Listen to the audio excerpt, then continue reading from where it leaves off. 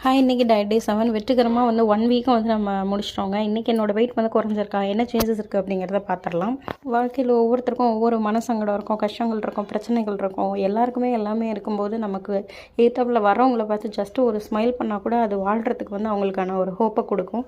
Even there and suicide thought. So மகிழ்வித்து மகிழ்ந்திருங்கள், இந்த மருதாணியை போல் சிவந்திருங்கள்.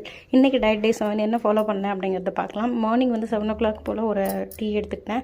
தென் மார்னிங் பிரேக்ஃபாஸ்ட்க்கு பார்த்தீங்க அப்படின்னா 4 ப்ரெட்டை வந்து டோஸ்ட் பண்ணி அதில் கேரட், வெங்காயம், தக்காளி இது மட்டும் வச்சுட்டு எந்த வந்து சாஸும் வந்து ஆட் பண்ணல. நான் இது மட்டும் மார்னிங் பிரேக்ஃபாஸ்ட்டாக எடுத்தேன். தென் 11 o'clock போல் சாத்துக்குடி ஜூஸ் ஒன்று குடித்தேன்.